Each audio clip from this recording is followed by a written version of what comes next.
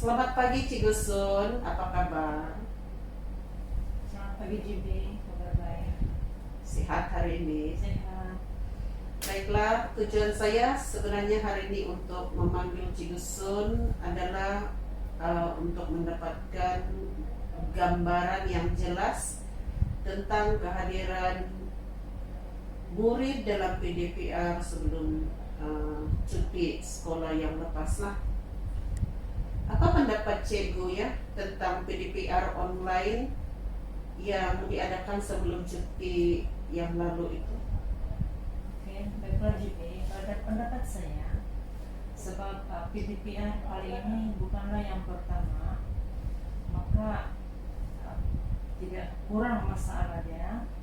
Dan bagi saya mengajar 2 kelas, 4 cemerlang dan 5 cemerlang untuk subjek BM dan bahasa Melayu. Keadaan murid walaupun sedikit merosot, tapi untuk subjek bahasa Melayu sedikit merosot, di mana kehadiran murid antara 10 hingga 15 orang daripada 42 orang murid. Jadi ini yang bilangan murid inilah yang menghantar kerja dalam masa yang ditetapkan, masa PDPR 10 hingga 15 orang sahaja. Maksudnya tidak sampai separuh lah. Iya. Jadi antara 2 subjek itu, yang satu tuh mata pelajaran apa? Macam mana pula kehadiran muridnya untuk satu subjek itu? Untuk yang kedua ialah bahasa pendidikan moral, yaitu 5 cemerlang. Jumlah muridnya 27 dan setiap kali sesi PDPR kehadiran dia bagus, yaitu selalunya 22 orang daripada 27. Mereka menghantar kerja ikut masa yang telah ditetapkan. Kelas ini sangat baik. Untuk pendidikan moral tidak ada masalah lah. Iya, tidak ada masalah. Jadi untuk mata pelajaran bahasa Melayu ada berapa jumlah murid keseluruhannya? Untuk kelas untuk subjek bahasa Melayu seramai 42 orang murid di kelas 4 cemerlang, dan inilah 42, dan yang selalu menghantar kerja antara 10 hingga 15 orang saja. Baiklah, jadi pada pendapat Cikgu, mata pelajaran BM ini subjek yang kritikal kah? Dan dari segi apa Cikgu dapat menilai tahap kritikalnya? Memang subjek BM inilah yang saya rasa sangat boleh dianggap kritikal aja, sebab terdapat 11 orang dalam kelas itu yang belum dapat membaca dengan lancar, dan 11 orang ini juga belum dapat membina ayat. Dan ini saya boleh dapat tahu ini daripada sesi bersemuka yang bulan Maret dan melalui latihan yang dihantar. 11 orang ini sangat masalah. Jadi mengikut yang Cikgu cakap tadi, ada yang masih belum lancar membaca, dan justru itu mereka mengambil kesempatan untuk tidak hadir PDPR lah. Ya, jadi pada sesi bersemuka yang lalu itu saya tanya, memang itulah alasan, dan saya rasa itulah sebab kenapa mereka tidak ikut PDPR. Mereka tidak boleh membaca dan tidak boleh menulis. Jadi kita ada membuat PBD pada bulan Maret itu rasanya. Macam mana keputusan PBD murid-murid tersebut pada bulan itu?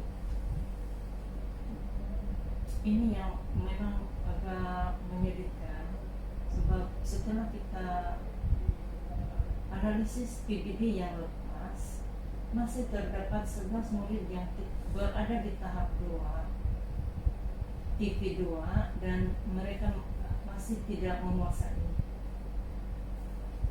11 orang itu Iya, 11 ada orang di TV2. TV2. Namanya tuh Cigusundiong.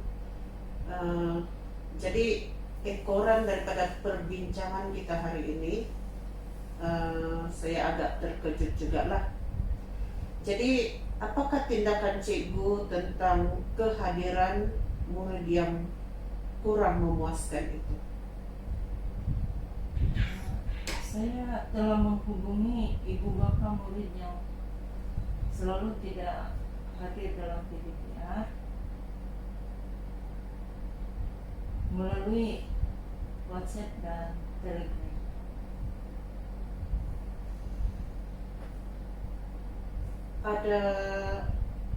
Ada ibu bapak tersebut yang memberikan maklum balas yang Cikgu Sundi yang hubungi itu?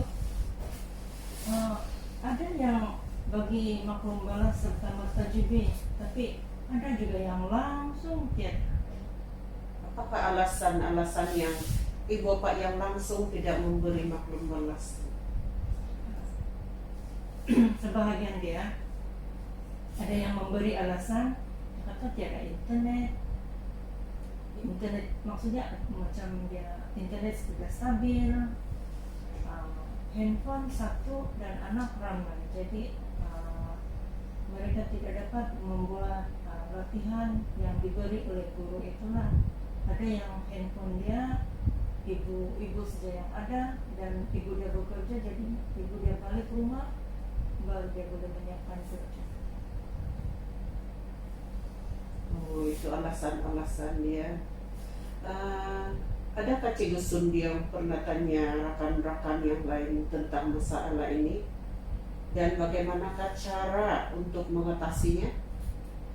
Ada juga saya tanya di rakan-rakan antara PK ataupun guru-guru di sekolah lain. Mereka juga menghadapi masalah yang sama, jadi mereka menghubungi ibu bapak yang tidak hadir, dan ada di antara guru-guru yang sanggup ber-Google Meet dengan ibu bapak pada ujung minggu untuk mencari jalan penyelesaian. Bagaimana caranya supaya murid-murid ataupun anak mereka itu boleh mengikuti PDPR. Ada cadangan yang lainkah untuk meningkatkan kehadiran murid? Maksud saya intervensi yang lain. Ada juga saya terbaca juga di sosial media beberapa intervensi seperti membuat video melalui Didik TV. Ada yang membuat video call, dan ada yang membuat video call dengan murid-murid tersebut, dan ada juga yang membuat video pendek yang menarik. Itu adalah antara inisiatif guru-guru lain untuk menarik minat murid. Jadi maksudnya banyak juga lah.